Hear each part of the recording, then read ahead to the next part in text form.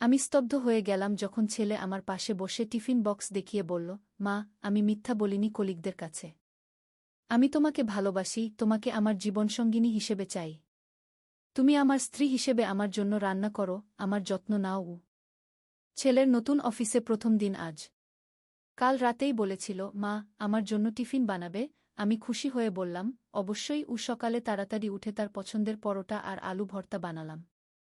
এক বক্সে ভাত, আরেক বক্সে তরকারি। পানির বোতলও দিলাম। ভালোভাবে প্যাক করে দিলাম। সন্ধ্যায় অফিস থেকে ফিরে এসে বলল, মা, সবাই তোমার হাতের রান্নার খুব প্রশংসা করেছে। আমি গর্বিত বোধ করলাম। সত্যি? সে হেসে বলল, হ্যাঁ। অফিসের পাশের দোকান থেকে যারা খায় তারা বলল, আমার টিফিন অনেক টেস্টি। আমি খুশি হলাম। আর কি বলল? সে আমার পাশে বসে টিফিন বক্স টেবিলে রাখল। আর একটা কথা আছে মা, সে একটু থেমে বলল। কলিগরা জিজ্ঞেস করেছিল, কে এত সুন্দর করে টিফিন বানা? কোনো রেস্টুরেন্ট থেকে আনিয়েছি নাকি? আমি হাসলাম। তারপর সে আমার দিকে তাকিয়ে বলল, আমি বলেছি আমার ওয়াইফ বানিয়ে দিয়েছে। আমি চমকে উঠলাম। ওয়াইফ? আমি অবাক হয়ে তাকালাম। কেন এমন বললি? সে আমার হাত ধরল। কলিগরা বলল, তোমার ওয়াইফ খুব ভালো রান্না করে। ভাগ্যবান তুমি। আমি তার দিকে তাকিয়ে রইলাম। টিফিন বক্স টেবিলে রাখা ছিল। ঘরে সন্ধ্যার আলো এসে পড়েছিল। এই গল্পটি সম্পূর্ণ শুনলে আপনাদের পানি অটোমেটিক বের হয়ে যাবে। যত দ্রুত সম্ভব হাতের কাছে টিস্যু নিয়ে বসে পড়ুন। বিছানার চাদর যেন নষ্ট না হয় সেটা সম্পূর্ণ খেয়াল রাখার অনুরোধ জানিয়ে গল্পটি এখন শুরু করব। তার আগে সর্বশেষ অনুরোধ, দয়া করে এমন পানি বের করার গল্প নিয়মিত শুনতে আমাদের চ্যানেলটি সকলেই সাবস্ক্রাইব করুন। ধন্যবাদ। হ্যালো বন্ধুরা, আমার নাম মাধুরী সেন। আমার বয়স ৩৯ বছর। আমার স্বামীর নাম প্রণব সেন, বয়স ৫২ বছর। আমাদের ২ সন্তান, রিদম আর তিথি। রিদম ২১ বছর বয়সী, বিশ্ববিদ্যালয়ে পড়ে। তিথি ১৪ বছর বয়সী, নবম শ্রেণীতে পড়ে। ছেলের এই কথায় আমার মাথা ঝিমঝিম করে উঠল। আমি বুঝতে পারছিলাম না কি বলব। সে আমার চোখের দিকে তাকিয়ে বলল, মা, তুমি কিছু মনে করো না। আমি জানি এটা অদ্ভুত শোনাচ্ছে। আমি তার হাত ছাড়িয়ে দিয়ে বললাম, রিদম, তুমি কি বলছো বুঝতে পারছ? রিদম আমার কাছে এসে বসল। মা, শোনো। অফিসে যখন সবাই আমার টিফিনের প্রশংসা করল, তখন তারা জিজ্ঞেস করল, তোমার স্ত্রী কোথায় থাকে, কি করে, কত বছর বয়স? আমি বললাম, আমার স্ত্রী বাড়িতে থাকে, ঘর সংসার দেখে, বয়স ৩৯ বছর। আমার মুখ শুকিয়ে গেল। তুমি তুমি কেন এমন বললে? মা, আমি তোমাকে নিয়ে লজ্জিত নই। তুমি আমার জীবনের সবচেয়ে গুরুত্বপূর্ণ মানুষ। তুমি আমার যত্ন নাও, আমার খাবার বানাও, আমার কাপড় ধুয়ে দাও। একজন স্ত্রী যা করে তুমি সব করো। রিদমের কথা শুনে আমার গলা শুকিয়ে গেল। কিন্তু রিদম, আমি তো তোমার মা। তুমি এভাবে বলতে পারো না। রিদম আমার হাত ধরল। মা, আমি জানি এটা অদ্ভুত। কিন্তু আমি যখন দেখি তুমি সকালে উঠে আমার জন্য নাশতা বানাও, টিফিন প্যাক করো, রাতে খাবার রেডি রাখো, আমার মনে হয় তুমি শুধু মা না, তুমি আমার জীবনসঙ্গী। আমি হতভম্ব হয়ে গেলাম। এই কথাগুলো শুনে আমার মধ্যে একটা অদ্ভুত অনুভূতি হচ্ছিল। একদিকে এটা ভুল মনে হচ্ছিল, অন্যদিকে রিদমের কথায় একটা সত্যতা ছিল। রিদম, তুমি এভাবে কথা বলো না। মানুষ কি ভাববে? মা, আমি কারো কাছে মিথ্যা বলিনি। আমি বলেছি আমার ওয়াইফ খুব ভালো রান্না করে। এটা তো সত্যি। রিদম আমার দিকে তাকিয়ে বলল, তুমি কি মনে করো আমি ভুল করেছি? আমি ভাবলাম, সত্যিই তো, আমি রিদমের জন্য যা কিছু করি সব একজন স্ত্রী যা করে। কিন্তু আমি তো তার মা। এটা তো অন্যায়। মা, তুমি কি ভাবছ? রিদম আমার মুখের দিকে তাকিয়ে জিজ্ঞেস করল। আমি আমি বুঝতে পারছি না রিদম। তুমি যা বলছ সেটা কি মা? ভুল। কিন্তু আমি তো কোনো মিথ্যা বলিনি। তুমি আমার জন্য যা করো সেটা একজন স্ত্রী করে। আমি রিদমের কথা ভাবতে লাগলাম। সত্যিই তো, আমি তার জন্য সকাল থেকে রাত পর্যন্ত কাজ করি। তার পছন্দের খাবার বানাই, তার কাপড় ধুই, তার ঘর পরিষ্কার করি। এমনকি সে অসুস্থ হলে তার পাশে বসে থাকি। মা, আমি তোমাকে একটা কথা বলি। রিদম আমার কাছে আরও এগিয়ে এলো। কি? অফিসে আমার এক কলিগ বলল, তোমার ওয়াইফকে একদিন অফিসে নিয়ে আসো। আমরা দেখব কে এত সুন্দর রান্না করেছি। রিদম থাম। আমার হার্টের স্পিড বেড়ে গেল। তারপর তুমি কি বললে? আমি বললাম, হ্যাঁ, একদিন নিয়ে আসব। রিদম আমার চোখের দিকে তাকিয়ে বলল, তুমি কি যাবে মা? আমি অবাক হয়ে গেলাম। আমি? অফিসে? তোমার স্ত্রী হিসেবে? হ্যাঁ মা। শুধু একদিনের জন্য। রিদম আমার হাত শক্ত করে ধরল। প্লিজ মা। আমি তোমাকে নিয়ে গর্বিত। আমি চাই সবাই জানুক আমার জীবনে কত সুন্দর একজন মানুষ আছে গি। আমি চুপ করে রইলাম। এই পুরো ব্যাপারটা আমার কাছে অদ্ভুত লাগছিল। কিন্তু রিদমের কথায় একটা সততা ছিল যা আমাকে ভাবিয়ে তুলছিল। তুমি সত্যিই চাও আমি যাই? আমি জিজ্ঞেস করলাম। হ্যাঁ মা। খুব চাই, রিদম উত্তেজিতভাবে বলল। তুমি যদি একদিন আমার অফিসে আসো, তাহলে সবাই দেখবে আমার জীবনে কত চমৎকার একজন মানুষ আছে গি। আমি ভাবতে লাগলাম, এটা কি ঠিক হবে? আমি তো রিদমের মা। কিন্তু অন্যদিকে রিদম সত্যিই আমাকে নিয়ে খুশি। সে আমার যত্নের জন্য কৃতজ্ঞ। ঠিক আছে, আমি বললাম। একদিন যাব গু। রিদমের মুখে হাসি ফুটে উঠল। সত্যিই মা? তুমি যাবে? হ্যাঁ, কিন্তু একটা শর্তে গু। কি শর্ত? আমি তোমার মা হিসেবেই পরিচয় দেব, স্ত্রী হিসেবে নয় গে। রিদম একটু ভাবল। তারপর বলল, কিন্তু মা, আমি তো সবাইকে বলে ফেলেছি তুমি আমার স্ত্রী গো। তাহলে তুমি বলবে তুমি ভুল করেছ। আমি তোমার মা গু। রিদম মাথা নাড়ল। না মা, আমি পারব না। আমি তোমাকে আমার স্ত্রী হিসেবেই পরিচয় দিতে চাই গে। আমি রিদমের দিকে অবাক হয়ে তাকালাম। এই ছেলেটা কি চাইছে আসলে? রিদম, তুমি কি বলছো বুঝতে পারছ? আমি তোমার মা। আমি তোমার স্ত্রী হতে পারি না গে। কেন পারো না মা? রিদম আমার চোখের দিকে তাকিয়ে জিজ্ঞেস করল। তুমি যা কিছু করো সব একজন স্ত্রী করে। তুমি আমার যত্ন নাও, আমার জন্য রান্না করো, আমার কাপড় ধুয়ে দাও। এমনকি আমি অসুস্থ হলে রাত জেগে আমার পাশে বসে থাকো গো।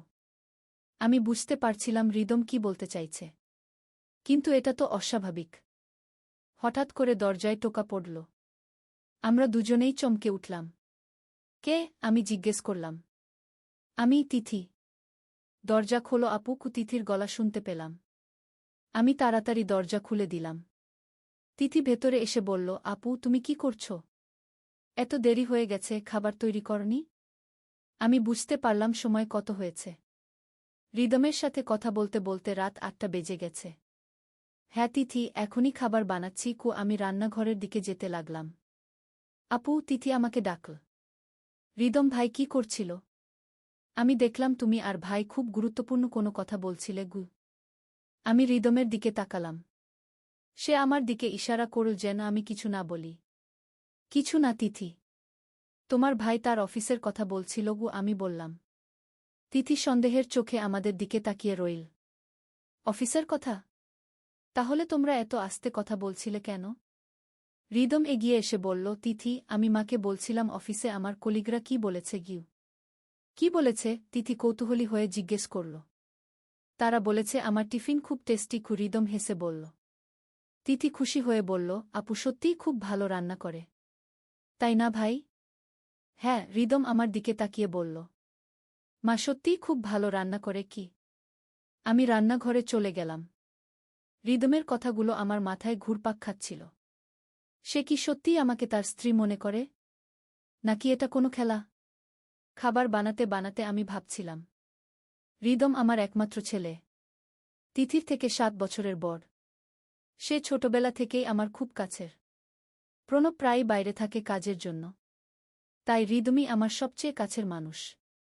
কিন্তু সে যা বলল সেটা তো স্বাভাবিক নয়। একটা ছেলে তার মাকে স্ত্রী বলে পরিচয় দিতে পারে না। খাবার তৈরি হলে আমি সবাইকে ডাকলাম। প্রণব এখনও ফিরে আসেনি। আমরা ৩ জন খেতে বসলাম। খাওয়ার সময় তিথি বলল, আপু আমার একটা প্রশ্ন আছে গি। কি প্রশ্ন? আমি জিজ্ঞেস করলাম। রিদম ভাই কি কোনো মেয়ের সাথে রিলেশনে আছে? আমি আর রিদম দুজনেই একসাথে তিথির দিকে তাকালাম। কেন এমন প্রশ্ন? রিদম জিজ্ঞেস করল। কিছু না। শুধু জানতে চাইলাম। তিথি হেসে বলল। তুমি তো এখন চাকরি করো। নিশ্চয়ই কোনো মেয়ে পছন্দ করেছ গু। রিদম আমার দিকে তাকাল। তারপর বলল, না তিথি। আমি কারো সাথে রিলেশনে নেই গু। কেন? এত সুন্দর ছেলে, চাকরি আছে। অনেক মেয়ে তোমাকে পছন্দ করবে গি। আমার কোনো মেয়ে পছন্দ নেই, রিদম দৃঢ়ভাবে বলল। আমার জীবনে একজনই যথেষ্ট। তিথি অবাক হয়ে জিজ্ঞেস করল, কে সেই একজন? রিদম আমার দিকে তাকিয়ে বলল, মা গু। তিথি হেসে বলল, হ্যাঁ, সেটা তো ঠিক। মা সবার জীবনেই সবচেয়ে গুরুত্বপূর্ণ। কিন্তু তুমি তো বিয়ে করবে গু। আমার বিয়ে করার কোনো ইচ্ছা নেই, রিদম বলল। আমি চমকে উঠলাম। এটা কি বলছে সে? কেন বিয়ে করবে না? তিথি জিজ্ঞেস করল। কারণ আমার জীবনে ইতিমধ্যে একজন আছে যে আমার সব দরকার মেটায়। আমার জন্য রান্না করে, আমার যত্ন নেয়, আমার কাপড় ধোয়। আমার আর কারো দরকার নেই। তিথি বুঝতে পারল না। তুমি কার কথা বলছ? রিদম আমার দিকে তাকিয়ে বলল, মায়ের কথা। আমার মুখ শুকিয়ে গেল। রিদম সবার সামনে এমন কথা বলছে কেন? তিথি হাসতে হাসতে বলল, ভাই, তুমি পাগল হয়ে গেছ নাকি? মা তো মা। স্ত্রী আলাদা জিনিস কু। না তিথি, রিদম গুরুত্বের সাথে বলল। একজন স্ত্রী যা করে, মা সব করে। তাহলে আমার আলাদা স্ত্রীর দরকার কি? তিথি অবাক হয়ে আমার দিকে তাকাল। আপু, রিদম ভাই কি বলছে? আমি কিছু বলতে পারলাম না। আমার গলায় কথা আটকে গেছে। রিদম উঠে দাঁড়িয়ে বলল, তিথি, তুমি ছোট। তুমি এসব বুঝবে না। আমি জানি আমার কি দরকার। তিথি আরও বিভ্রান্ত হয়ে গেল। কিন্তু ভাই, তুমি কি বলতে চাইছ? তুমি মাকে গু? হ্যাঁ, রিদম আমার দিকে তাকিয়ে বলল। আমি মাকে আমার জীবনসঙ্গী মনে করি। তিথি একেবারে হতবাক হয়ে গেল। সে আমার দিকে তাকিয়ে জিজ্ঞেস করল, আপু, এটা কি? আমি তিথিকে বললাম, তিথি, তুমি খাওয়া শেষ করো। পরে কথা বলব। কিন্তু তিথি খাওয়া বন্ধ করে দিল। না আপু, আমি এখনই জানতে চাই। রিদম ভাই কি বলছে? রিদম তিথির পাশে বসে বলল, তিথি, শোনো। আমি মাকে ভালোবাসি। শুধু ছেলে হিসেবে নয়, একজন পুরুষ হিসেবে। তিথি একেবারে স্তব্ধ হয়ে গেল। সে আমার দিকে তাকিয়ে জিজ্ঞেস করল, আপু, এটা সত্যি? আমি কি উত্তর দেব বুঝতে পারছিলাম না। হঠাৎ দরজার শব্দ হল। প্রণব ফিরে এসেছে। হ্যালো সবাই, প্রণব ভেতরে এসে বলল। খাওয়া হয়ে গেছে? আমরা সবাই চুপ করে রইলাম। তিথি, রিদম আর আমি কেউই কোনো কথা বললাম না। প্রণব বুঝতে পারল কিছু একটা গোলমাল হয়েছে। কি হয়েছে? সবাই এত চুপ কেন? তিথি হঠাৎ বলে উঠল, আব্বু, রিদম ভাই বলছে সে আপুকে বিয়ে করতে চায়। প্রণব হতবাক হয়ে তিথির দিকে তাকাল। কি বললি? রিদম ভাই বলেছে আপু তার স্ত্রী। প্রণবের মুখ লাল হয়ে গেল। সে রিদমের দিকে তাকিয়ে চিৎকার করে বলল, কি বলেছিস তুই? রিদম শান্তভাবে বলল, আব্বু, আমি যা মনে করি সেটা বলেছি। তুই পাগল হয়ে গেছিস? প্রণব রেগে বলল। তোর মাকে নিয়ে এমন কথা বলিস কিভাবে? আব্বু, আমি কোনো খারাপ কথা বলিনি। রিদম দাঁড়িয়ে বলল। আমি শুধু সত্যি বলেছি। প্রণব রিদমের কাছে এগিয়ে গেল। কি সত্যি? তুই কি বলতে চাইছিস? আব্বু, আমি মাকে ভালোবাসি। আমি তার যত্ন নিতে চাই। আমি তার সাথে জীবন কাটাতে চাই। প্রণব রিদমকে একটা চড় দিল। পাগল হয়ে গেছিস? তোর মা মানে আমার স্ত্রী। রিদম গালে হাত দিয়ে বলল, আব্বু, আপনি কি সত্যিই মায়ের যত্ন নেন? আপনি সব সময় বাইরে থাকেন। মায়ের সাথে কথা বলেন। মা অসুস্থ হলে তার পাশে থাকেন। প্রণব আরও রেগে গেল। তুই আমাকে শেখাবি কিভাবে স্ত্রীর যত্ন নিতে হয়? আব্বু, আমি শেখাচ্ছি না। আমি শুধু বলছি, একজন স্বামী যা করে আপনি সেটা করেন না। কিন্তু একজন ছেলে যা করে আমি তার চেয়ে বেশি করি। আমি দেখলাম পরিস্থিতি খারাপ হয়ে যাচ্ছে। আমি দাঁড়িয়ে বললাম, থামো তোমরা। এভাবে চিৎকার করো না। প্রণব আমার দিকে তাকিয়ে বলল, মাধুরী, তুই এর কি জবাব দিবি? তোর ছেলে তোকে নিয়ে এমন কথা বলছে। আমি বুঝতে পারছিলাম না কি বলবো। রিদমের কথায় একটা সত্যতা ছিল। প্রণব সত্যিই আমার যত্ন নেয় না। সে সব সময় কাজ নিয়ে ব্যস্ত থাকে। প্রণব, তুমি রিদমকে মারো না। আমি বললাম। তাহলে কি করব? এই পাগল ছেলে তোকে নিয়ে এমন কথা বলছে। রিদম এগিয়ে এসে বলল, আব্বু, আমি পাগল নই। আমি শুধু বুঝতে পেরেছি মা আমার জীবনের সবচেয়ে গুরুত্বপূর্ণ মানুষ। তিথি চুপচাপ দেখছিল। হঠাৎ সে বলল, আমি এই বাড়িতে থাকতে পারছি না। এই সব কি হচ্ছে? আমি তিথির কাছে গিয়ে বললাম, তিথি, তুমি তোমার রুমে যাও। আমরা এই সমস্যার সমাধান করব। কিন্তু আপু, রিদম ভাই যা বলছে সেটা তো ভুল। হ্যাঁ তিথি, আমি জানি। তুমি চিন্তা করো না আগে। তিথি তার রুমে চলে গেল। এখন আমরা তিনজন রইলাম। প্রণব রিদমের দিকে তাকিয়ে বলল, তুই এই বাড়ি থেকে বের হয়ে যা গু। কেন আব্বু? আমি কোনো অন্যায় করিনি গিয়ে। তুই তোর মাকে নিয়ে অন্যায় কথা বলেছিস গে। আমি প্রণবকে বললাম, প্রণব, রিদমকে বের করে দিও না। সে আমাদের ছেলে গু। মাধুরী, তুই কি শুনছিস না সে কি বলছে? আমি শুনছি। কিন্তু সে তো কোনো খারাপ কাজ করেনি গি। প্রণব অবাক হয়ে আমার দিকে তাকাল। তুই কি বলছিস? সে তোকে নিয়ে এমন কথা বলছে আর তুই বলছিস সে খারাপ কাজ করেনি? আমি ভাবলাম, সত্যিই তো, রিদম কোনো খারাপ কাজ করেনি। সে শুধু তার মনের কথা বলেছে। প্রণব, রিদম যা বলেছে তার মধ্যে কি কোনো মিথ্যা আছে? আমি জিজ্ঞেস করলাম। কি মানে? রিদম বলেছে আমি তার যত্ন নিই, তার জন্য রান্না করি, তার কাপড় ধুই। এটা কি মিথ্যা? প্রণব চুপ করে রইল। রিদম আরও বলেছে তুমি আমার যত্ন নাও না। তুমি সবসময় বাইরে থাকো। এটা কি মিথ্যা? প্রণব এখনও কিছু বলল না। রিদম এগিয়ে এসে বলল, আব্বু, আমি আপনার সাথে প্রতিযোগিতা করছি না। আমি শুধু বলছি আমি মায়ের যত্ন নিতে পারি। কিন্তু তুই তো তার ছেলে গু। হ্যাঁ আব্বু, আমি তার ছেলে। কিন্তু আমি তার বন্ধু। আমি তার সঙ্গীও। প্রণব রেগে বলল, সঙ্গী মানে কি? মানে হলো মা যখন দুঃখ পায় আমি তার পাশে থাকি। মা যখন অসুস্থ হয় আমি তার সেবা করি। মা যখন একা বোধ করে আমি তার সাথে কথা বলি।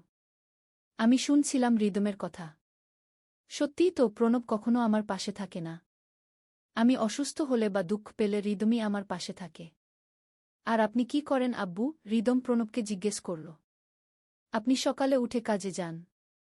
রাতে ফিরে এসে খেয়ে ঘুমিয়ে পড়েন। মায়ের সাথে কতক্ষণ কথা বলেন? প্রণব কোনো উত্তর দিতে পারল না। আব্বু, আমি মাকে ভালোবাসি। আমি তার যত্ন নিতে চাই। আমি তার সাথে সময় কাটাতে চাই। আমি রিদমের কথা শুনে আবেগপ্রবণ হয়ে পড়লাম। এই ছেলেটা সত্যিই আমাকে ভালোবাসে। হঠাৎ রিদম আমার কাছে এসে বলল, মা, আপনি আমার কথাগুলো কি মনে করেন? আমি তার দিকে তাকালাম। তার চোখে ভালোবাসা আর সততা দেখতে পেলাম। রিদম, তুমি যা বলেছ সেটা গু। সেটা কি মা? সেটা সেটা একটা সত্যি কি? আমি বললাম। প্রণব চমকে উঠল। মাধুরী, তুই কি বলছিস? আমি প্রণবের দিকে তাকিয়ে বললাম, প্রণব, রিদম যা বলেছে তার সবটাই সত্যি। সে আমার যত্ন নেয়। আর তুমি নাও না গ। তাহলে তুই কি বলতে চাইছিস যে গি? আমি কিছু বলতে চাইছি না। আমি শুধু সত্যিটা স্বীকার করছি। রিদম খুশি হয়ে আমার হাত ধরল। মা, আপনি বুঝতে পেরেছেন গু? কি বুঝেছি রিদম? বুঝেছেন যে আমি আপনাকে সত্যিই ভালোবাসি। আমি আপনার যত্ন নিতে চাই। আমি রিদমের চোখের দিকে তাকালাম। তার চোখে যে ভালোবাসা দেখলাম সেটা একটা ছেলের মায়ের প্রতি ভালোবাসার চেয়ে গভীর। হঠাৎ একটা অদ্ভুত শব্দ শুনতে পেলাম। মনে হচ্ছিল কেউ আমাদের বাড়ির ছাদে হাঁটছে। ওটা কি শব্দ? প্রণব জিজ্ঞেস করল। আমরা সবাই চুপ করে শুনলাম। আবার সেই শব্দ। মনে হচ্ছিল কেউ ছাদে লাফাচ্ছে। আমি দেখে আসি। রিদম বলল। না, তুমি যেও না গিয়ে। আমি তাকে থামালাম।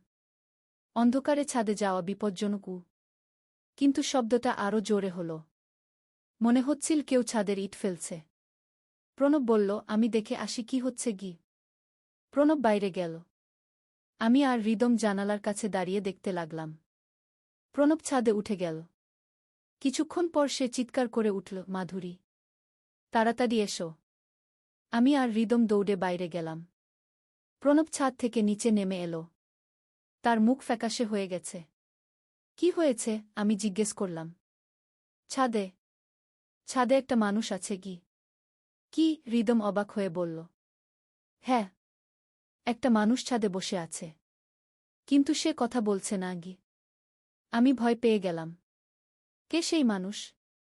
আমি চিনতে পারিনি। অন্ধকারে দেখা যাচ্ছে না গি। রিদম বলল, আমি যাই দেখি গু। না রিদম, বিপজ্জনক হতে পারে। কিন্তু রিদম ছাদে উঠে গেল। কিছুক্ষণ পর সে নিচে নেমে এলো। কি দেখলে? আমি জিজ্ঞেস করলাম। মা, খুব অদ্ভুত ব্যাপার। ছাদে একটা মানুষ বসে আছে। কিন্তু সে আমাকে দেখেও কিছু বলল না গে। সে কেমন দেখতে? বয়স্ক মানুষ। লম্বা চুল। সাদা কাপড় পরে আছে গু।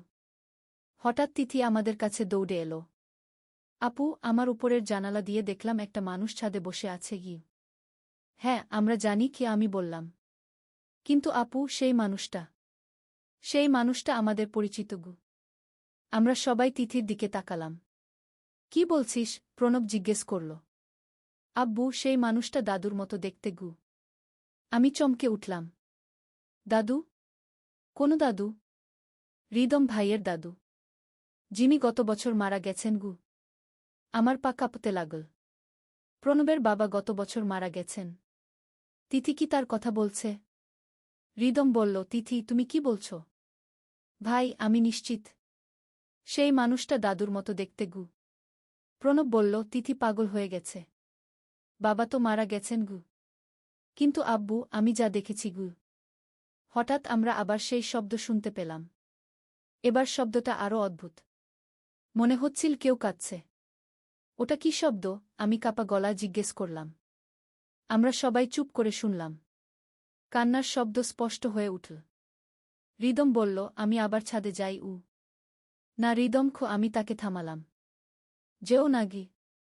কিন্তু হৃদম আমার কথা শুনল না। সে আবার ছাদে উঠে গেল। কিছুক্ষণ পর সে নিচে নেমে এলো। তার মুখ ভয়ে ফ্যাকাশে হয়ে গেছে। কি হয়েছে? আমি জিজ্ঞেস করলাম। মা, সেই মানুষটা কথা বলল উ। কি বলল? সে বলল, হৃদম, তুমি ভুল করছ। তোমার মাকে ছেড়ে দাও। আমি আর প্রণব দুজনেই হতবাক হয়ে গেলাম। সে তোমার নাম জানে? প্রণব জিজ্ঞেস করল। হ্যাঁ আব্বু। সে আমার নাম ধরে ডাকল উ। তিথি ভয়ে কাঁপতে লাগল।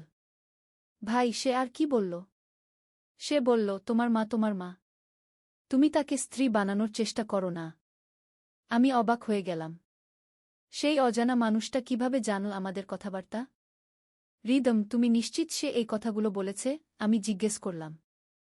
হ্যাঁ মা। সে খুব স্পষ্ট করে বলল উ। প্রণব বলল, আমি পুলিশে ফোন করি গি। না প্রণব, আমি তাকে থামালাম। পুলিশ এসে কি করবে? ছাদে একটা মানুষ বসে আছে, এটা তো কোনো অপরাধ নয় গি। কিন্তু সে আমাদের ব্যক্তিগত কথা জানে কিভাবে? এটা সত্যিই একটা রহস্য। সেই মানুষটা কিভাবে জানল আমাদের পারিবারিক কথাবার্তা? হৃদম বলল, মা, আমি মনে করি আমাদের সেই মানুষটার সাথে কথা বলা উচিত কে। কেন? কারণ সে হয়তো আমাদের কিছু বলতে চায় উ। প্রণব বলল, পাগলামি। রাতের বেলা অজানা মানুষের সাথে কথা বলা বিপজ্জনক উ। কিন্তু আমার মনে হচ্ছিল হৃদম ঠিক বলেছে। সেই মানুষটা যদি আমাদের ক্ষতি করতে চাইত, তাহলে এতক্ষণে করে ফেলত। হৃদম, তুমি একা যেও না। আমরা সবাই একসাথে যাই আমি বললাম। আমরা চারজন একসাথে ছাদে উঠলাম। ছাদে পৌঁছে দেখলাম একটা বয়স্ক মানুষ ছাদের কোনায় বসে আছে। তার লম্বা সাদা চুল। পরনে সাদা কুর্তা আর ধুতি। সত্যিই তিথি ঠিক বলেছে। সেই মানুষটাকে দেখতে অনেকটা প্রণবের বাবার মতো। আমরা ভয়ে ভয়ে তার কাছে গেলাম। আপনি কে? প্রণব জিজ্ঞেস করল। সেই মানুষটা আমাদের দিকে তাকাল। তার চোখে একটা অদ্ভুত আলো। আমি এই বাড়ির পূর্বের মালিক, সে বলল। পূর্বের মালিক? আমি অবাক হয়ে জিজ্ঞেস করলাম। হ্যাঁ। আমি প্রণবের বাবা। তোমাদের দাদুগু। আমরা সবাই হতবাক হয়ে গেলাম। এটা কিভাবে সম্ভব?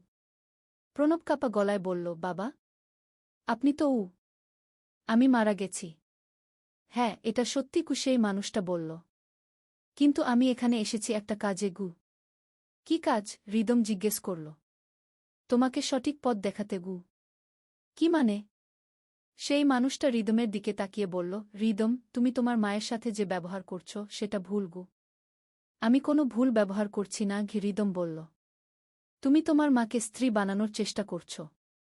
এটা প্রকৃতির নিয়মের বিরুদ্ধে গু। আমি শুনছিলাম তাদের কথাবার্তা। এই অদ্ভুত পরিস্থিতিতে আমি কি করব বুঝতে পারছিলাম না। দাদু, হৃদম বলল, আমি মাকে স্ত্রী বানানোর চেষ্টা করছি না।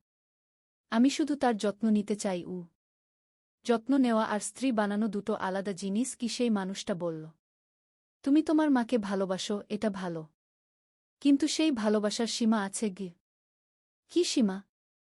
একজন ছেলে তার মাকে ছেলে হিসেবে ভালোবাসবে, স্বামী হিসেবে নয় গে। হৃদম চুপ করে রইল। সেই মানুষটা আমার দিকে তাকিয়ে বলল, মাধুরী, তুমিও ভুল করছো গু। আমি কি ভুল করছি? আমি জিজ্ঞেস করলাম। তুমি তোমার ছেলের এই অভিপ্রায় উৎসাহ দিচ্ছ গো। আমি উৎসাহ দিচ্ছি না। আমি শুধু তুমি শুধু কি? আমি কি বলো বুঝতে পারলাম না। সেই মানুষটা প্রণবের দিকে তাকিয়ে বলল, প্রণব, তুমি তোমার স্ত্রীর যত্ন নাও না। এই জন্যই তোমার ছেলে তার জায়গা নেওয়ার চেষ্টা করছে গি। প্রণব মাথা নিচু করে রইল। তোমরা সবাই নিজেদের কর্তব্য ভুলে গেছ, ও সেই মানুষটা বলল। একটা পরিবারের সবার নিজস্ব ভূমিকা আছে। ছেলে ছেলের মতো, বাবা বাবার মতো, মা মায়ের মতো থাকবে গু। তিথি কাপা গলায় জিজ্ঞেস করল, দাদু, আপনি কি সত্যিই মারা গেছেন? সেই মানুষটা তিথির দিকে তাকিয়ে হাসল। হ্যাঁ তিথি, আমি মারা গেছি। কিন্তু এই পরিবারে যা ঘটছে সেটা দেখে আমি আর চুপ করে থাকতে পারিনি গে। আপনি কিভাবে এখানে এলেন? যখন একটা পরিবারে অন্যায় হয় তখন সেই পরিবারের মৃত পূর্বপুরুষরা এসে সেটা ঠিক করার চেষ্টা করে কি? আমি ভাবতে লাগলাম, এটা কি সত্যি সম্ভব? একজন মৃত মানুষ কি ফিরে আসতে পারে? দাদু, হৃদম বলল, আমি কি সত্যিই ভুল করছি? হ্যাঁ হৃদম, তুমি ভুল করছ। তুমি তোমার মায়ের যত্ন নিতে পারো, কিন্তু তুমি তাকে স্ত্রী বানানোর চেষ্টা করতে পারো না গি। কিন্তু দাদু, আব্বু তো মায়ের যত্ন নেয় না গু। সেটা তোমার বাবার ভুল। কিন্তু তুমি সেই ভুলের সুযোগ নিয়ে আরও বড় ভুল করতে পারো না গে। প্রণব বলল, বাবা, আমি জানি আমি ভুল করেছি। আমি মাধুরীর যত্ন নিইনি গে। তাহলে এখন থেকে নিবে কু? সেই মানুষটা বলল। আর হৃদম, তুমি তোমার মাকে ছেলে হিসেবে ভালোবাসবে গি। হৃদম মাথা নিচু করে বলল, দাদু, আমি চেষ্টা করব। চেষ্টা নয়, তুমি করবে কু? সেই মানুষটা কঠোর গলায় বলল। হঠাৎ সেই মানুষটা উঠে দাঁড়াল। আমার কাজ শেষ। আমি একদিন আলী সাহেব সোহেলের অফিসে এলেন। সোহেল তাকে দেখে অবাক হয়ে গেল। স্যার, আপনি এখানে? হ্যাঁ সোহেল, তোমার অফিস একবার দেখতে চাইলাম। খুব সুন্দর হয়েছে গু। আলী সাহেব পুরো অফিস ঘুরে দেখলেন, কর্মচারীদের সাথে কথা বললেন। তারপর সোহেলের রুমে এসে বসলেন। সোহেল, তুমি অনেক দূর এসেছ।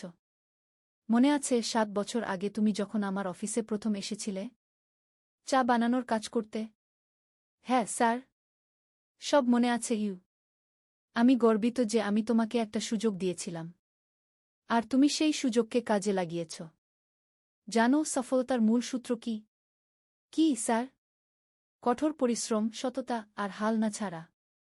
তোমার মধ্যে এই 3টা গুণই আছে গু।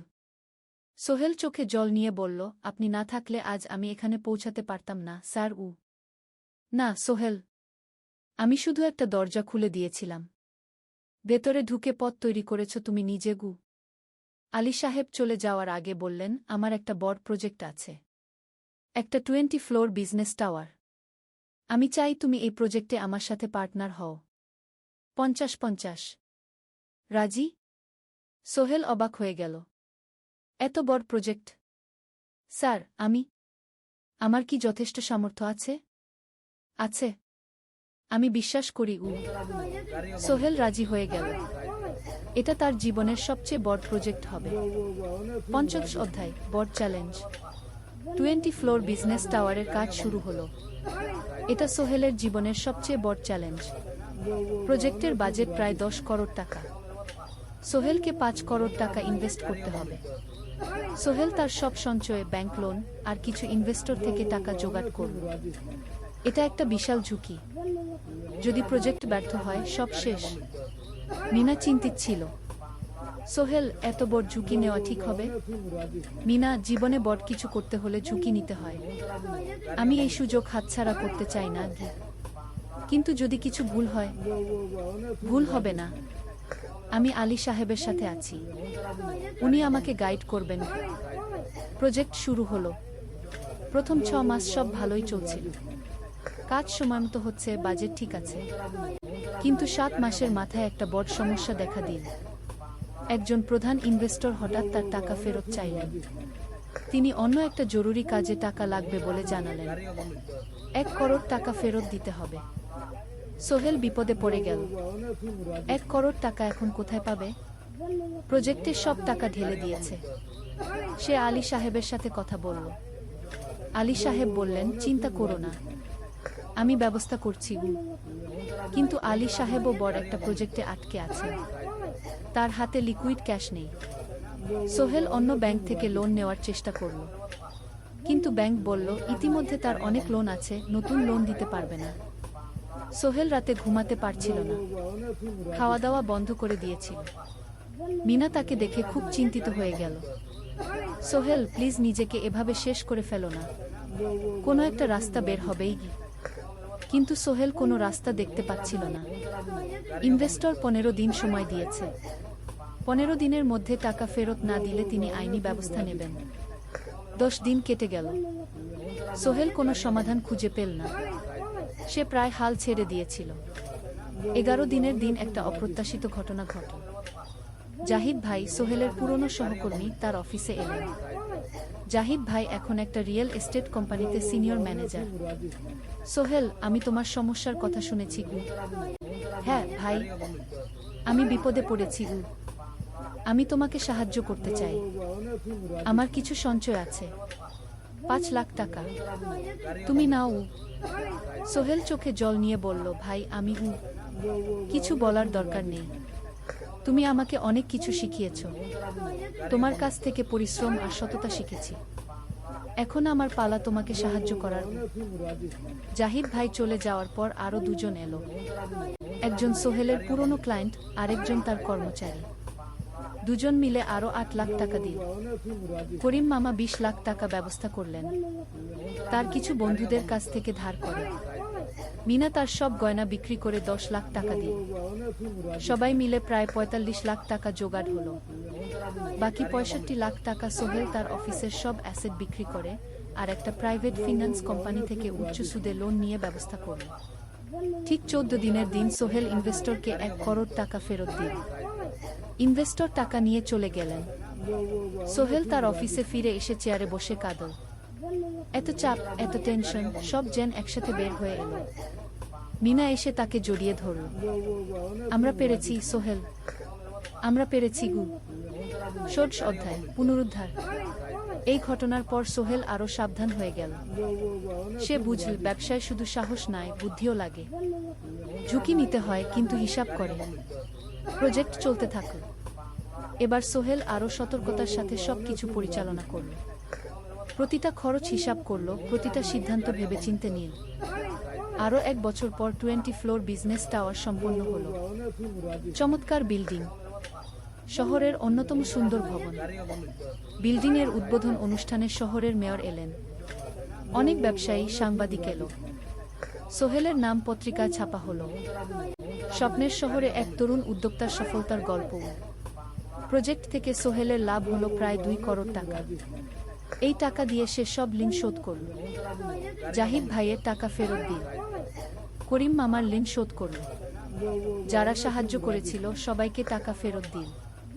মিনার জন্য নতুন গয়না কিনল, আরো সুন্দর। তার মাকে গ্রামে একটা নতুন পাকা বাড়ি বানিয়ে দিল। মা কাঁদতে কাঁদতে বললেন, তোর বাবা বেঁচে থাকলে কত খুশি হতো। তুই আমার সব স্বপ্ন পূরণ করেছিস। সোহেল নিজেদের জন্য একটা ফ্ল্যাট কিনল। 4 রুমের ফ্ল্যাট, সমুদ্রের কাছে। এখন আর ভাড়া বাড়িতে থাকতে হয় না। 7 অধ্যায়, প্রতিদান। সোহেল এখন একজন প্রতিষ্ঠিত উদ্যোক্তা, কিন্তু সে তার শেখ ভোলেনি। যে গ্রাম থেকে সে এসেছে, যারা তাকে সাহায্য করেছে, কাউকেই ভোলেনি। সে তার গ্রামে একটা স্কুল বানিয়ে দিল। সোহেল ফাউন্ডেশন স্কুল, গরিব ছেলেমেয়েরা ফ্রিতে পড়তে পারবে। ভালো শিক্ষক নিয়োগ দিল, ভালো পড়াশোনার ব্যবস্থা করল। শহরে একটা ফ্রি মেডিকেল ক্লিনিক খুলল। গরিব মানুষরা ফ্রিতে চিকিৎসা পাবে। প্রতি বছর 10 জন মেধাবী কিন্তু গরিব ছাত্রছাত্রীকে স্কলারশিপ দেওয়া শুরু করল। তারা বিনামূল্যে পড়াশোনা করতে পারবে।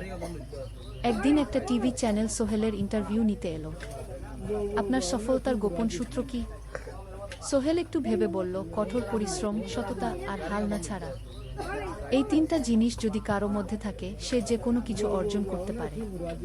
আর সবচেয়ে বড় কথা, যারা আমাকে সাহায্য করেছে তাদের ছাড়া আমি কিছুই না। একা কেউ সফল হতে পারে না। আপনার পরবর্তী স্বপ্ন কি? আমি চাই আরও মানুষকে সাহায্য করতে। আমার মতো যারা গ্রাম থেকে শহরে আসে তাদের জন্য একটা ট্রেনিং সেন্টার খুলব। তারা সেখানে বিভিন্ন স্কিল শিখতে পারবে, চাকরি পাবে, নিজের পায়ে দাঁড়াতে পারবে। অষ্টাদশ অধ্যায়, নতুন প্রজন্ম। আরও 5 বছর কেটে গেল। সোহেল এখন 45 বছরের। তার মেয়ে সারা এখন 9 বছরের। স্কুলে ক্লাস 4-এ পড়ে। খুব মেধাবী মেয়ে। একদিন সারা বাবাকে জিজ্ঞেস করল, বাবা তুমি কিভাবে এত বড় হলে? আমার বন্ধুরা বলে তুমি একজন সফল মানুষ গো। সোহেল তাকে কোলে নিয়ে বসল। বাবা তুমি জানো তোমার দাদু ছিলেন একজন স্কুল শিক্ষক, খুব সৎ মানুষ, কিন্তু আমরা গরিব ছিলাম। আমি রিক্সা চালাতাম গো। রিক্সা? সত্যি? হ্যাঁ। তারপর আমি এই শহরে এলাম। অনেক কষ্ট করেছি, কিন্তু হাল ছাড়িনি। মানুষ আমাকে সাহায্য করেছে, আর আমি কঠোর পরিশ্রম করেছি। বাবা আমিও কি তোমার মতো হতে পারবো? অবশ্যই পারবে বাবা, তবে মনে রেখো সফলতা মানে শুধু টাকা পয়সা না। সফলতা মানে ভালো মানুষ হওয়া, অন্যদের সাহায্য করা, সৎ থাকা গু। সারা মাথা নাড়ল। আমি ভালো মানুষ হব বাবাবু। সোহেল তার মেয়েকে জড়িয়ে ধরল। মনে মনে ভাবল তার জীবনের সব কষ্ট সার্থক হয়েছে। মিনা রান্নাঘর থেকে ডাকল, খাবার তৈরি। এসো উ। সোহেল সারাকে নিয়ে ডাইনিং টেবিলে গেল। ঋতু এসেছে। সে এখন বিয়ে করেছে, তার একটা ছেলে হয়েছে। সোহেলের মা মাঝে মাঝে চট্টগ্রামে বেড়াতে আসেন। আজও এসেছেন। সবাই মিলে খেতে বসল। হাসি গল্পে ভরা পরিবার। সোহেল তাকাল তার মায়ের দিকে, মিনার দিকে, সারার দিকে, ঋতুর দিকে। মনে হলো জীবনে আর কি চাই। খাওয়া শেষে সবাই বসে রইল, গল্প করছিল। হঠাৎ সোহেলের ফোন বাজল। অফিস থেকে একটা জরুরি বিষয়।